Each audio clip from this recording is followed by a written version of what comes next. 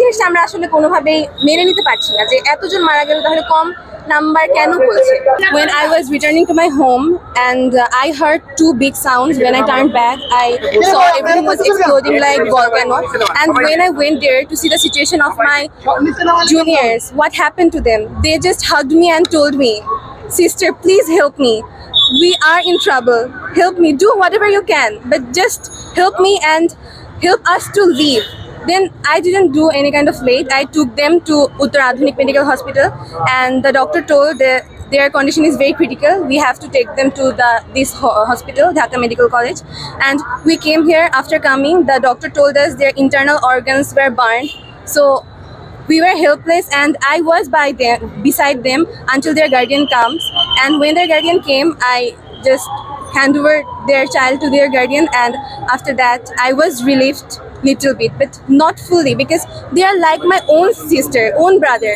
So for that reason, I will hope you all will pray to Almighty Allah for their welfare so that they become healthy. And we came to know that the building that the plane was crashed over, it was mostly packed with children.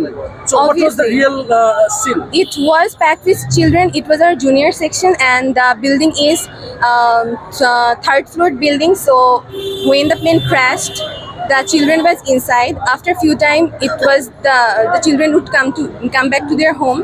So most of the child died there. How many children was there according to you? Actually, I'm not sure, but it would be more than 200. More than 200. So it's all the latest report is that 27 people have been killed. So what's your prediction about the death figure?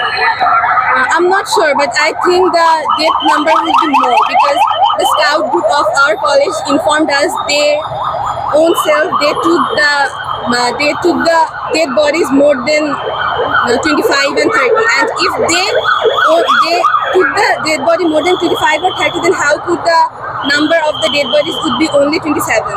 So what's your name, full name, please? My name is Fairoz Ashka. ভাই বোনদের সাথে কথা হয়েছে, বলেছে যে কোনো অগ্রগতি নেই তাদের স্বাস্থ্যের। তো আমি তাকে দেখার জন্যই এসেছি। আর আমার একজন শিক্ষক যিনি আমার ক্লাস 3-4 আমাদের ক্লাস নিতেন, উনিও মারা গিয়েছেন। তো ওনাকে দেখতে এসেছি আমি হঠাৎ করে শুনেছি, কিছুক্ষণ আগেই শুনেছি যে উনি মারা গিয়েছে। আমরা ডানে বামে কিছু পরোয়া না করে আমরা চলে এসেছি ওনাকে দেখতে, কিন্তু আসার পর দেখছি যে আমাদেরকে ঢুকতে দেওয়া হচ্ছে না, বলছে যে যেহেতু মারা গিয়েছে আমরা দেখে কি করবো। কোথায়? যখন দুর্ঘটনা ঘটে আমি সেখানেই উপস্থিত ছিলাম।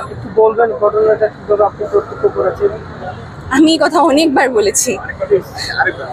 যখন ছুটি হয় তখন আমি বাসার দিকে চলে আসতে থাকি, হঠাৎ দুইটা বড় বিকট শব্দ আমি শুনি। পিছে তাকিয়ে আমি দেখি যে সবকিছু ভলক্যানোর মতো এক্সপ্লোড করছে। পরবর্তীতে আমি যখন জানতে চাই যে আমার ভাই বোনদের কি হচ্ছে না হচ্ছে, তখন ওরা এসে আমাকে জড়িয়ে ধরে বলে যে আপু বাঁচাও, কিছু করো। তখন আমি নিজেও একজন শিক্ষার্থী, আমি বুঝতে পারছিলাম না আমি কি করব। পরবর্তীতে আমি তাদেরকে নিয়ে উত্তর আধুনিকে যাই। উত্তর আধুনিকে যাওয়ার পর বলল যে ওদের অবস্থা খুবই শোচনীয়, ওদের আরও ভালো ট্রিটমেন্টের দরকার। পরবর্তীতে আমি ওদেরকে নিয়ে বার্ন ইউনিটে আসার পর ডক্টররা বলল বেশিরভাগ শিক্ষার্থীদের, মানে যাদেরকে আমি নিয়ে এসেছি 2-3 জন, ওদের নাকি ইন্টারনাল অর্গানস পুড়ে গিয়েছে। তাদেরকে এখন আইসিইউতে রাখা হয়েছে, তারা লাইফ সাপোর্টে আছে। আপনারা সবাই দোয়া করবেন। Fairoz Ashka, English version, Milestone College, English version, first year. আপনি একটু বলবেন আপনার শিক্ষিকা কেমন শিক্ষক ছিলেন? আমার শিক্ষিকা যিনি মারা গিয়েছেন, উনি 20 জন শিক্ষার্থীকে বাঁচাতে গিয়ে তার প্রাণ দিয়েছেন। উনি মাহিরিন মিস, উনি আমার ফরমাস্টার ছিল ক্লাস 4-এ। আর একটু আগে আমি জানতে পারলাম মাহফুজা মিস, ওনার সাথেও আমি অনেক ক্লোজ ছিলাম, তো উনিও মারা গিয়েছে শুনলাম। তো ওই দুঃখ আসলে প্রকাশ করার মতো না। আমাদের কলেজের কর্তৃপক্ষকে দায়ী করেন, তাহলে আমি বলবো যে সেটা অবশ্যই বুদ্ধিমানের কাজ হবে না। কারণ আমরা তো জানি না, আমরা সব শিক্ষার্থীদের সব ইনফরমেশন আমাদের অনলাইনে থাকে, পেজে থাকে। আমরা তাদের আইডি কার্ড এই জন্য দেই কারণ আমাদের অনেক কলেজ, আমাদের English version, Bangla medium, junior section English version, junior section Bangla medium, এখন ইংলিশ মিডিয়ামও খোলা হয়েছে। তো আমরা জাস্ট আইডেন্টিফাই করার জন্য যে কে কোন ভার্সনে, কে কোন ক্লাসে, ওইটার জন্য আমরা আইডি কার্ড দিই। আমরা কিন্তু আসলে এমন অ্যাক্সিডেন্ট হবে ওইটা আমরা কখনো কল্পনাই করতে পারি না। স্কুলে তো ব্লাড গ্রুপটা দেওয়া থাকে আইডেন্টি কার্ড, সেই জায়গাটা আমরা তো এখানে দেখতে পাচ্ছি। আমাদের কলেজে দেওয়া হয়তো ভালো ছিল, হয়তো কোনোভাবে ওনাদের নোটিস করতে পারিনি বা তাদের খেয়াল থেকে ছুটে গিয়েছে ব্যাপারটা যে ব্লাড গ্রুপটা দেওয়ার উচিত ছিল। জানিও না, বুঝিও না। আমি শুধু চাই আমার ছোট ভাই বোন যারা, ওরাই যাতে ভালো থাকুক। কিন্তু আমি শুনছি আমাদের বড় ভাই বোনদের থেকে যে তারা নিজেরাই নাকি 25 জন লাশ বের করেছে, কিন্তু পরবর্তীতে তারা শুনতে পারছে যে 4-5 জন মারা গিয়েছে। তো ওই জিনিসটা আমরা আসলে কোনোভাবেই মেনে নিতে পারছি না যে এতজন মারা গেল, তাহলে কম নাম্বার কেন বলছে।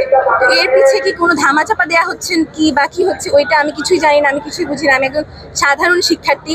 আমি শুধু চাই আমার ভাই বোন যারা মারা গিয়েছে তারা যাতে সুস্থ থাকুক, তারা যাতে ভালো থাকুক। এর পিছে কে দেয়, কে কি, আমি কিছু জানতে চাই না বা কিছু করতে চাই না। আমি জাস্ট চাই সব বাচ্চা তাদের বাবা মার কাছে সুস্থভাবে ফিরে যাক। কিন্তু মনে করেন সুস্থ এটা হবে, হ্যাঁ, কিন্তু আমার কাছে তদন্তটা হবে সেটা আসলে আমি নিজেও বলতে পারছি না। আমাদের দেশে আগেও অনেক ঘটনা ঘটেছে, এখন আল্লাহর উপর সবকিছু। কিন্তু আমার কাছে ব্যক্তিগতভাবে যে জিনিসটা সব থেকে খারাপ লেগেছে, যখন আমাদের কলেজে এই ঘটনাটা ঘটে তখন আর্মিরা সবাই সবকিছু ব্লক করে দেয়। আচ্ছা মানলাম, প্রথমেতে আমি খুশি হয়েছিলাম যে ঠিক আছে আর্মিরা রেস্কিউ করছে, আমাদেরকে বের করে দিচ্ছে তাদের তদন্তেতে বা তাদের রেস্কিউতে যাতে কোনো ক্ষতি না হয়।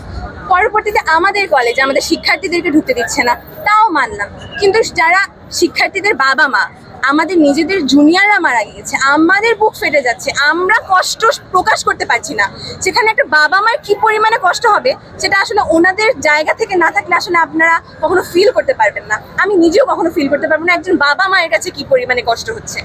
সেইখানে তাদেরকে ঢুকতে দেওয়া হয়নি। আমার নিজের কলেজের আমার শিক্ষক, আমাদের প্রিন্সিপাল, তাদেরকেও ঢুকতে দেওয়া হয়নি। ইনফ্যাক্ট আমাদের প্রিন্সিপাল রাত পর্যন্ত ছিল, সারা রাতে তিনি কলেজের ভিতরে মানে কলেজ থেকে বের হয়নি, তার বাসায় যায়নি যে তার শিক্ষার্থীদের কি হচ্ছে, তার বাচ্চাদের কি হচ্ছে। আফটার অল আমাদের শিক্ষকরা আমাদেরকে নিজেদের বাচ্চাদের মতোই ভালোবাসেন, সেখানে কাউকে ঢুকতে দেওয়া হয়নি। কিন্তু যখন আমাদের লিডার্সরা আসছে তাদেরকে ঠিকই ঢুকতে দেওয়া হয়েছে। আমি মানলাম তারা আমাদের লিডার্স, তারা আমাদের সহানুভূতি দেখাবে, তাদের রাইট অবশ্যই আছে। কিন্তু এই পরিস্থিতিতে তো আমাদের ইম্প্যাথি লাগবে না, এই পরিস্থিতিতে আমাদের সাহায্য লাগবে, আমাদের মেডিকেল সাপোর্ট লাগবে। আমি যখন আমার বার্ন পেশেন্টদেরকে, আমার বার্ন ছোট ছোট ভাই বোনদেরকে নিয়ে আসছিলাম, তখন দেখলাম যে রোড পুরা ব্লক। আমাদের নিজেদেরকে বের হয়ে কেন বলা লাগবে যে আপনারা সরেন, রোড ফাঁকা করেন। তখন যখন ঘটনাটা ঘটে সাথে সাথে যদি আমাদের লিডার্সরা বা কেউ যদি রোডটা ফাঁকা করে দেওয়ার ব্যবস্থা করতো বা অ্যাম্বুলেন্স পাঠাতো, তাহলে আমার কাছে মনে হয় যেন আরো ভালো হতো। আর তারা যে ঢুকেছে আমাদের কলেজে সেটাতে আমি কোনো আক্ষেপ রাখছি না, কিন্তু যদি আমাদের গার্ডিয়ান যারা বাহিরে কান্না করছিল তাদেরকে যদি অ্যাটলিস্ট ঢুকতে দেওয়া হতো, তাহলে আমি মনে করতাম যে সবকিছু